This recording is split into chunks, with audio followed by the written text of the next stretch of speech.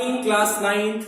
आज हम लोग अपने केमिस्ट्री के फर्स्ट चैप्टर का सेकंड लेक्चर लेके फिर आ गए हैं और आज हम लोग बात करने वाले हैं ठोस, द्रव और गैस के बीच में तुलना करना है। ठीक है, ऑलरेडी हम लोग पहले पहले लेक्चर में हम लोग ने इस चीज की बातें कर ली थी कि ठोस क्या होता है, द्रव क्या होता है, गैस क्या होता है। बट अब हमको क्या करना है, आज हमें इन तीनों के बीच में आपस में तुलना करना है। ठीक है, तो तुलना करने के लिए सबसे पहले हमको क्या करना है,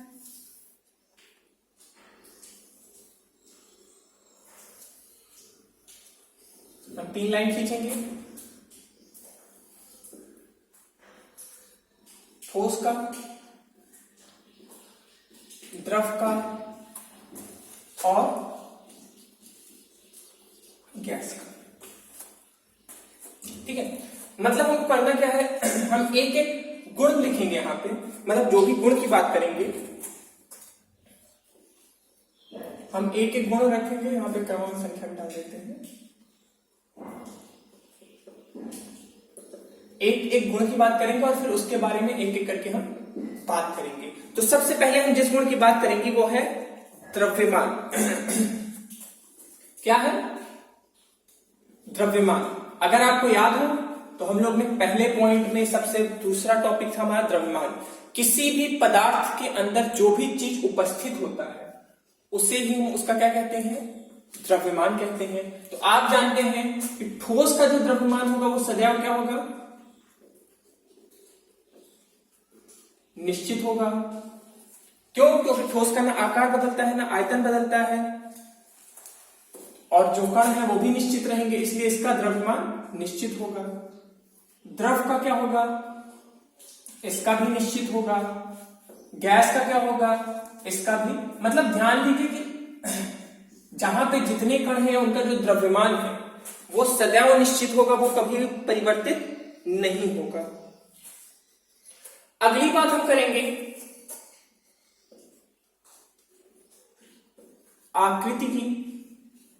किसकी हम बात करेंगे, आकृति की।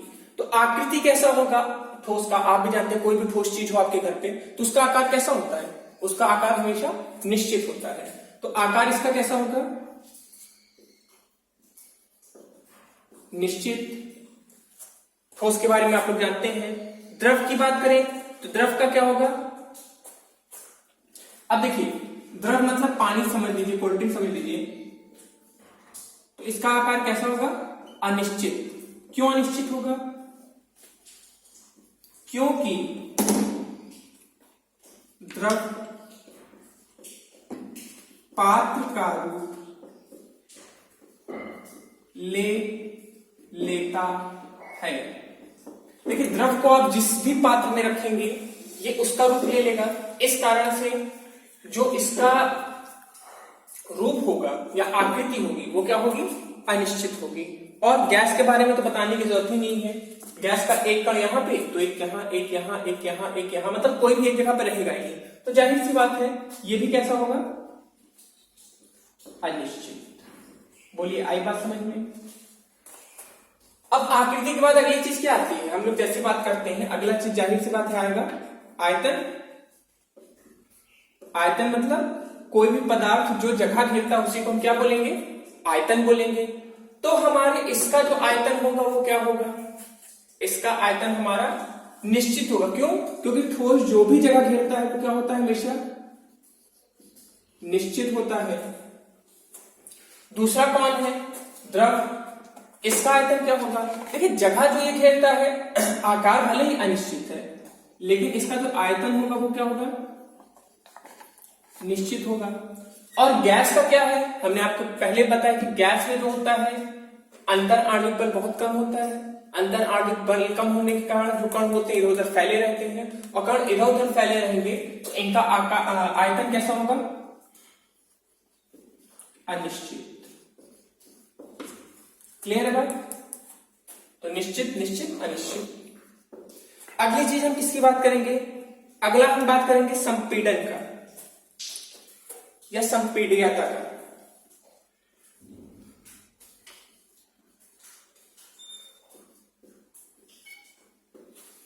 ठीक है, संपीड्यता मतलब कोई भी वस्तु को कितना दबाया जा सकता है। हम किसी के ऊपर भी बल लगाएंगे तो वो दबाया जाएगा। तो कोई भी वस्तु को हम कितना दबा सकते हैं उसी को हम क्या बोलेंगे, संपीड्यता। तो ठोस है, आकार निश्चित है, अत्यंत कम या बहुत कम, मतलब इस पे हम चाहे जितना बल लगाएं ये बहुत कम दबेगा। दूसरा क्या होगा, अब हम बात करेंगे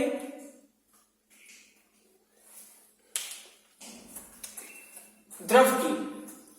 तो अब देखिए यहां पे हम आपस में तुलना कर रहे हैं, तो ये तो बिल्कुल कम दबेगा, लेकिन जो द्रव है इसकी अपेक्षा क्या द्रव होगा, ज्यादा दबेगा। तो लिखेंगे ठोस की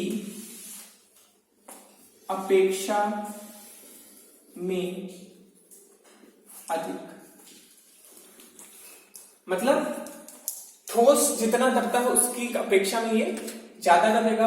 और गैस तो एकदम ही अलग है भाई, उसके कारण बहुत ही दूर दूर होते दबाएंगे तो और पास आ सकते हैं। तो हम लिखेंगे बहुत अधिक। देखिए वही चीज जो हम लोग ने खूब बड़ी बड़ी 2-2, 3-3, 4-4 लाइनों में लिखा था, हम यहाँ पे क्या कर रहे हैं, हम उसको एक टेबल बना के उसी चीज को हम बहुत कम शब्दों में समझने की कोशिश कर रहे हैं। ठीक है, अब अगली हम बात करेंगे घनत्व की।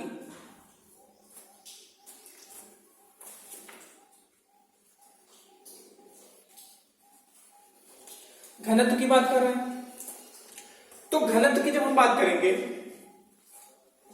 तो ठोस के कण बहुत पास पास, जैसे हम मान लीजिए कितनी बड़ी सी जगह ले लिए, इतनी ही जगह में हम ठोस को भी रखे, इतनी ही जगह में गैस को भी रखे, इतनी ही जगह में द्रव्य को भी रखे। तो अब देखिए इसमें होता क्या है, जगह निश्चित है लेकिन कणों की संख्या जो होगी अगर ज्यादा होगी तो वो डिसाइड करेगा कि घनत्व तो ज्यादा है कि कम। एग्जांपल समझिए, हमने आपको एक क्लास में बंद कर दिया, एक क्लास में 100 बच्चे मैंने रख दिए, उतना ही एक और बड़ा क्लास है उसमें हमने 50 बच्चे रखे, और उतना ही बड़ा एक और क्लास है उसमें हमने 10 बच्चे रखे। अब आप बताइए कि सबसे अधिक बच्चे किसमें हैं, जिसमें 100 बच्चे हैं। कमरा तो उतना ही बड़ा है लेकिन बच्चे बहुत ज्यादा है। तो ध्यान दीजिए, जब कणों की संख्या ज्यादा होगी और जगह उतना ही होगा तो घनत्व ज्यादा होगी। तो ठोस के जो कण होते हैं बहुत पास होते हैं, मतलब उतनी ही जगह में ठोस के सबसे ज्यादा कण होंगे, तो इसका घनत्व बहुत अधिक, इसका जो घनत्व होगा हमारा क्या होगा, बहुत अधिक होगा। ठीक है, हम दूसरे की बात करेंगे, हम बात करेंगे द्रव की। तो द्रव क्या होता है, द्रव का जो घनत्व होता है वो ठोस की अपेक्षा में तो कम होता है लेकिन गैस की अपेक्षा में ज्यादा। तो लिखेंगे ठोस की अपेक्षा में कम लेकिन गैस की अपेक्षा से अधिक। बोलिए आई बात समझ में? मतलब हमारा जो यहां पे घनत्व होगा ठोस का बहुत अधिक होगा, द्रव का जो होगा वो ठोस की अपेक्षा में कम होगा, लेकिन गैस की अपेक्षा में हमारा क्या होगा, बहुत ज्यादा होगा। और एकदम आखिरी बात करेंगे गैस की। तो गैस जो होता है उसके कण बहुत दूर होते हैं, तो सीधी सी बात लिखेंगे अत्यंत कम। बात आई समझ में? इसको जल्दी से नोट कर लीजिए आप लोग कॉपी में, इसको थोड़ा सा मिटाना पड़ेगा, इसके बाद हम हो गया होगा। कहां गया वाला?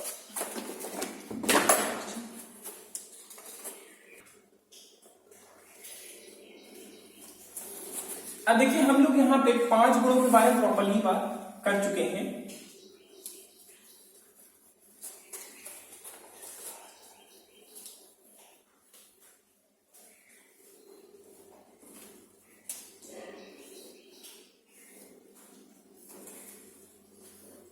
ठीक है, अब हमारा छठा जो गुण होगा, जिस हम छठे गुण की बात करेंगे उसको हम बोलेंगे अंतर आणविक बल। याद है आप लोग को अंतर आणविक बल क्या था?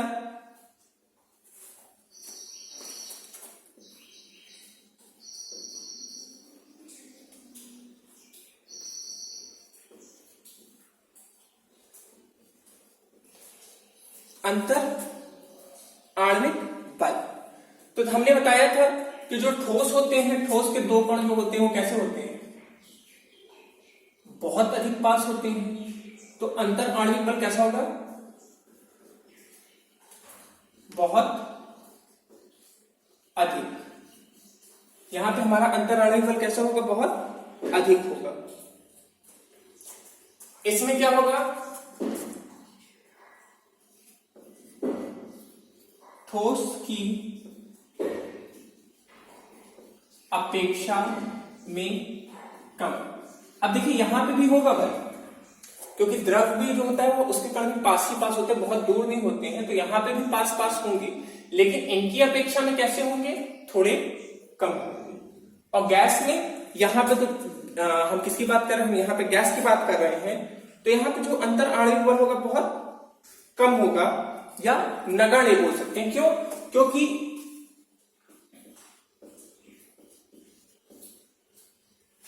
नगण्य इसलिए हम बोल रहे हैं यहाँ पे, क्योंकि होता क्या है कि जो गैस के कण होते हैं वो बहुत स्वतंत्र होते हैं।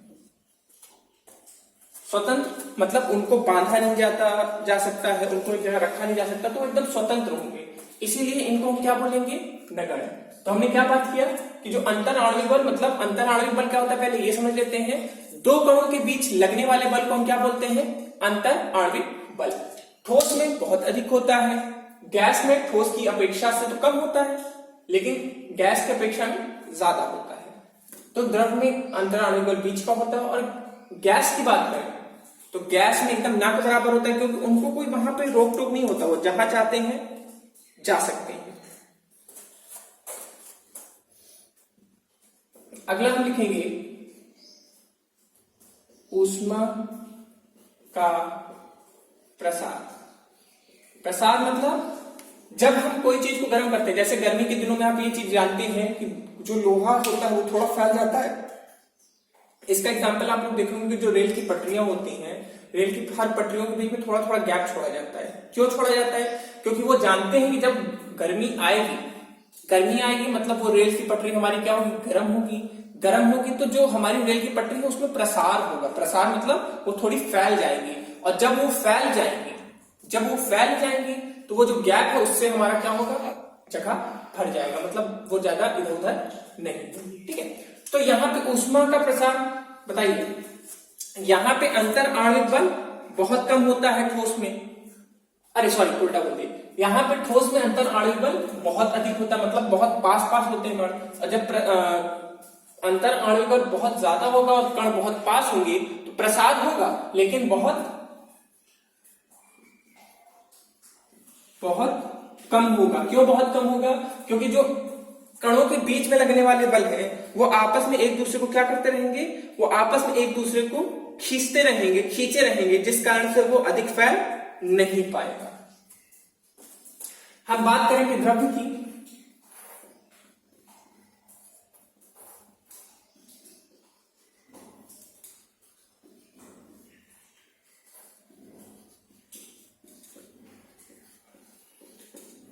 जब हम द्रव्य की बात करेंगे तो यहां पे कैसा प्रसार होगा, यहां पे भी कणों का प्रसार होगा, मतलब कण आपस में क्या होंगे, फैल जाएंगे। लेकिन ठोस की अपेक्षा में कैसे फैलेंगे, अधिक फैलेंगे।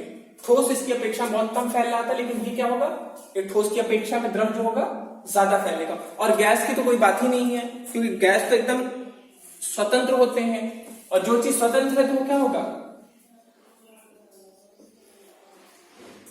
अत्यधिक फैलता है। बोलो आई बात समझ में। तो हमारे पास क्या हो गया, तीनों हमने बात कर लिया, मतलब इसको जब ऊष्मा देंगे तो ये बहुत कम फैलेगा, ये इसकी अपेक्षा में ज्यादा फैलेगा, और ये बहुत ज्यादा फैलेगा। हम आखिरी चीज की बात करेंगे, गलनांक और क्वथनांक। अब आप कहेंगे सर गलनांक क्या होता है और क्वथनांक क्या होता है।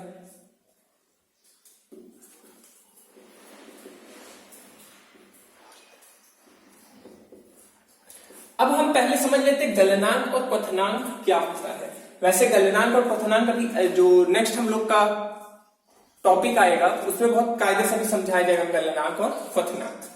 देखिए, कोई भी ठोस चीज को अगर हम ऊष्मा दें तो ऊष्मा देने के बाद एक वक्त ऐसा आएगा जब वो क्या होने लगेगा, गलने लगेगा। जाहिर सी बात है, ऊष्मा अगर हम दे रहे हैं तो वो कुछ वक्त बाद क्या हो जाएगा, गलने लगेगा। और वही जो गलेगा उसी को हम उसका क्या कहेंगे, जिस तापमान पे गलेगा। देखिए मेनली गलनांक और क्वथनांक क्या है, एक तरह का ताप है, मतलब टेम्परेचर। जो हमारे अगल बगल गर्मी है तो क्या हो रहा है, तापमान बढ़ रहा है। हमारे अगल बगल ठंडी है तो तापमान क्या हो रहा है, गिर रहा है। ध्यान दीजिएगा कि अगर 100 डिग्री सेल्सियस है मतलब तापमान बहुत ज्यादा है, 50 डिग्री सेल्सियस है तो इसकी अपेक्षा में कम है, और 10 डिग्री सेल्सियस है तो बहुत कम है। मतलब तापमान गिरना और उठना जानते रहिए। तो जब तापमान बढ़ाएंगे, देखिए अब पानी हमको, मान लीजिए हमने बर्फ लिया, हमने बर्फ को गर्म करना शुरू किया।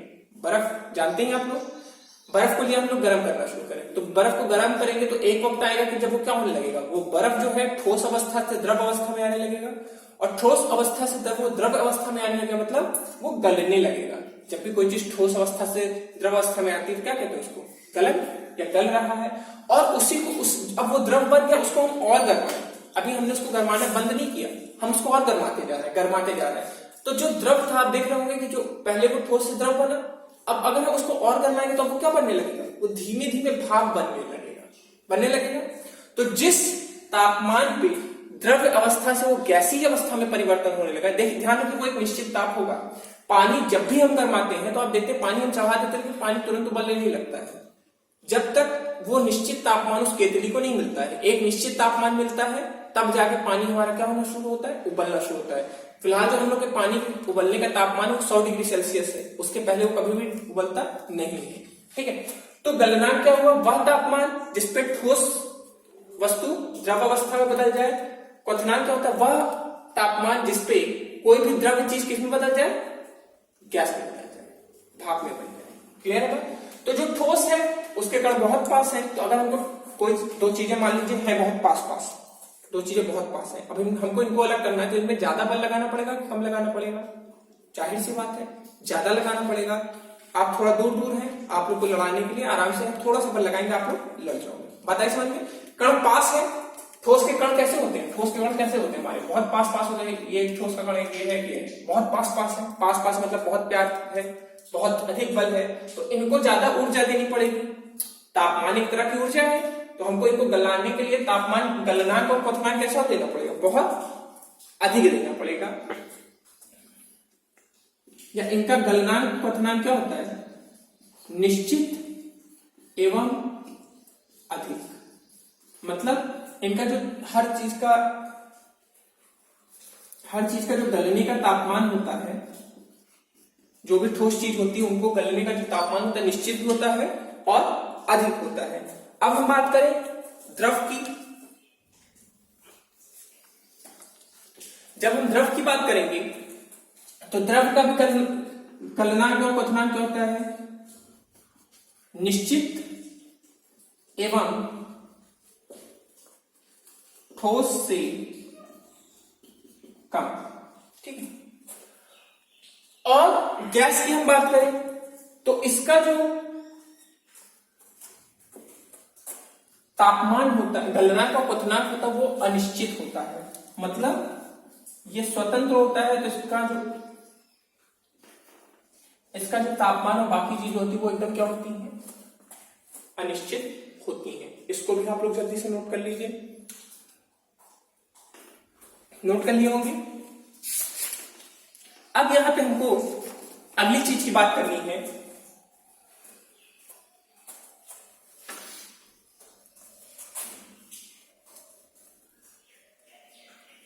देखिए हम लोग जब भी तापमान नापते हैं, आप लोग थर्मामीटर कभी ना कभी यूज करे ही होंगे, सभी लोग यूज कर होंगे, क्योंकि हमको तो नहीं लगता कि आप में से कोई भी ऐसा होगा जो थर्मामीटर के बारे में नहीं जानता होगा। कभी भी डॉक्टर के यहाँ गए हैं, आपको फीवर है, बुखार है, तो डॉक्टर कैसे करता है, एक आपको इंस्ट्रूमेंट देता है। कई बार अब तो नए नए इंस्ट्रूमेंट्स आ गए हैं, आजकल कोरोना का टाइम है तो आप अभी भी देख रहे हैं, आप लोग देख रहे होंगे ना कि हर आदमी हाथ में एक मशीन ले रहा है और मशीन से जांच कर रहा है, वो भी थर्मामीटर ही है। अब जो थर्मामीटर है वो इंफ्रारेड थर्मामीटर है। इससे क्या होता है कि बिना मुंह में लगाए या बिना शरीर में छुआए दूर से ही आपके शरीर का तापमान हम क्या कर सकते हैं, नाप सकते हैं। तो आप लोग देखते होंगे पेपर में डेली आता होगा कि एक आदमी खड़ा है, स्वास्थ्य विभाग कर्मचारी, और उसके हाथ में एक इंस्ट्रूमेंट है, वो आपके सिर के पास ले जा रहा है, लगा रहा है और आपका तापमान पता लग जा रहा है। तो वो भी एक तरह का थर्मामीटर है। जो आप लोग मुंह पे लगाते हैं कांच का, वो भी थर्मामीटर है। आजकल डिजिटल थर्मामीटर्स भी आ गए हैं। तो थर्मामीटर क्या करता है, हमारे शरीर का क्या ज्ञात करता है, तापमान। तो हमें यहाँ के इस छोटे से टॉपिक में, बहुत छोटा सा टॉपिक है, हमें इस छोटे से टॉपिक में ये बात करना है कि तापमान को हम कैसे नापते हैं। ये छोटा सा टॉपिक है, इसको मेन बात है आपके सिलेबस में दे दिया गया है, इसलिए हम पढ़ ले रहे हैं। तो देखिए, तापमान की जो मेनली इकाई होती है वो होती है डिग्री सेल्सियस, या इसको हम लिखते हैं डिग्री सेल्सियस, कुछ इस तरीके से, जो आपके थर्मामीटर में होता है। बट अगर आप थर्मामीटर का ही, जो कांच वाला थर्मामीटर होता है, उसी को आप दूसरी तरफ पलट के देखिए तो वहां पे केल्विन भी होता है और फ़ारेनहाइट भी होता है। बोलो, आई बात समझ में? तो ताप की कितनी इकाइयां हो गई? 3 तरह की इकाई हो गई, डिग्री सेल्सियस, केल्विन और फ़ारेनहाइट। इनमें से आप भी जानते हैं कि जैसे हम लंबाई की मात्रा की बात करें या इकाई की बात करें, तो लंबाई के 3 इकाई हो सकते हैं, मीटर भी हो सकता है, किलोमीटर भी हो सकता है, सेंटीमीटर भी हो सकता है। बट इनमें से एक ऐसा होता है जिसको हम पैमाना मानते हैं, मतलब जिसको हम हर जगह यूज करते हैं। तो उसमें से कौन सा होता है? इसमें मीटर होता है। यहां पे कौन सा होगा? यहां पे होगा हमारा डिग्री सेल्सियस। तो आई बात समझ में? बहुत छोटा टॉपिक है कि हमने यहाँ पे ताप की आपको 3 इकाई बताई, डिग्री सेल्सियस, केल्विन और फ़ारेनहाइट। अब हमारा यहाँ पे काम छोटा सा ये है कि हमें केल्विन को डिग्री सेल्सियस में बदलना सीखना है। किसको किस में बदलना सीखना है? नोट हो गया होगा?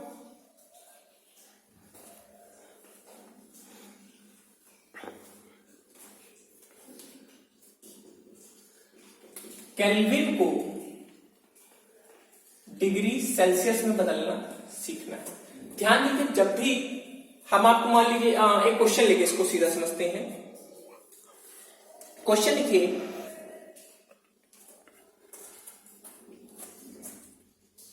तीस डिग्री सेल्सियस को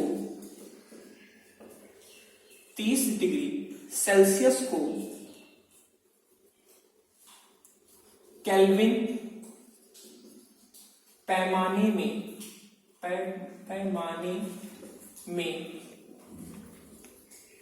बदलिए। मतलब हमें यहां क्या करना था, 30 डिग्री सेल्सियस को केल्विन में पैमाने में बदलना था। ध्यान दीजिए, जब भी हमको कोई चीज को सेल्सियस को केल्विन में बदलना होगा तो हम कुछ नहीं करेंगे, एक हम छोटा सा काम करेंगे। जो भी तापमान है उसमें 273 हम जोड़ देंगे। कितना? 273। और जो भी हमारा आएगा, क्या आएगा यहाँ पे? यहाँ 3 है, यहाँ पे 0 है, यहाँ पे 3 हो जाएगा, तो ये क्या आ जाएगा? 303 केल्विन। बोलो, बात आई समझ में? क्या करना है, जब भी केल्विन को डिग्री सेल्सियस में बदलना है तो 273 हम क्या कर देंगे? जोड़ देंगे। अब ये क्यों हो रहा है, कैसा हो रहा है, इसको मत समझिए, एक तरह से आप इसको सूत्र समझ के समझ सकते हैं, क्योंकि हम भी साइंटिस्ट नहीं हैं, आप भी साइंटिस्ट नहीं हैं। आने वाले वक्त में आप लोग साइंटिस्ट बनिएगा तो आप हमको बताइएगा। तो बात आई समझ में? अब इसमें ज्यादा दिमाग हम लोग नहीं लगाएंगे, कुछ लोग दिमागिया होते हैं बट हम लोग नहीं दिमाग लगाएंगे। हम लोग से सीधे कहा जाएगा, जैसे हम लोग को कहा जाता है रुपया पैसा बनाएंगे, तो आप लोग बड़े खुश होते हैं कि आज स्कूल वाले पैसा को रुपया बनाना सिखाएंगे, हम अमीर हो जाएंगे। देखिए, आप अमीर नहीं होंगे, हम क्या कर रहे हैं, उतना पैसा मिला के रुपया बना रहे हैं। इसमें हमको तो उतना पैसा चाहिए ना, तभी तो जाके रुपया बनेगा।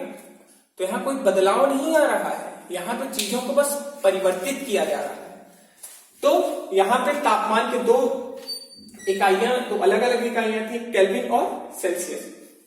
हमने क्या किया, हमको सेल्सियस को केल्विन बदलना था, तो सेल्सियस को जब भी केल्विन बदलेंगे तो 273 हम जोड़ देंगे। बोलो आई बात समझ में आ गई होगी।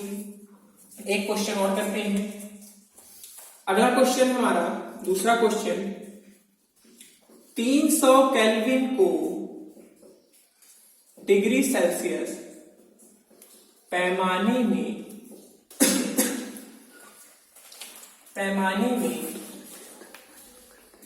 बदलिए। ठीक है, 300 केल्विन को डिग्री सेल्सियस पैमाने में बदलिए। अब देखिए कुछ नहीं करना है, जो चीज यहां पे था उसी को कलर देना है। सेल्सियस में निकालना है तो सेल्सियस में कोई चीज को निकालना है तो केल्विन से कितना घटा दें, 273 घटा दें, तो क्या हो जाएगा 300 केल्विन माइनस 273 कितना आ जाएगा 27 डिग्री सेल्सियस। बोलो आई बात समझ में? इजी है।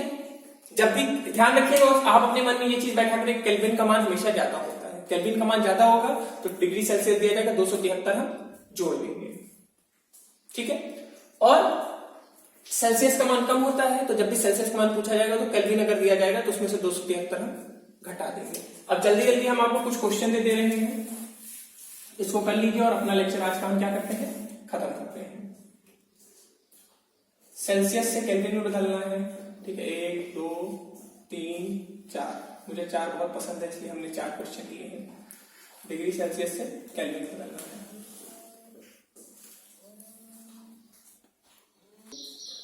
ये है 27 degree Celsius, 50 degree Celsius, 100 degree Celsius, 203 degree Celsius. इन सभी को किस में बदलना है, केल्विन में। कर डालिएगा, करिए, कुछ नहीं करना है। जब भी डिग्री सेल्सियस को केल्विन बदलना है क्या करेंगे, 273 जोड़ देंगे। और केल्विन से डिग्री सेल्सियस बदलना हो तो क्या करेंगे, 473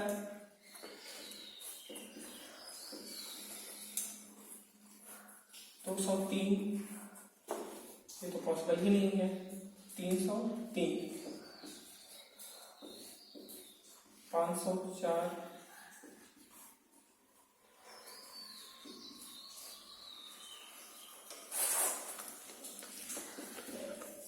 मैंने रैंडमली क्वेश्चन दे दिए हैं।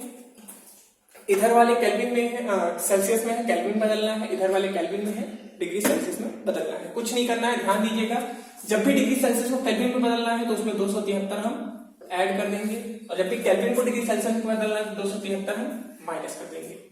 आज हम अपनी क्लास यहीं पे फिर खत्म करेंगे, अगले लेक्चर में आएंगे और उम्मीद करते हैं कि अगले 1 या 2 लेक्चर में हम लोग का चैप्टर भी हम लोग का जल्द से जल्द क्या हो जाएगा, खत्म हो जाएगा।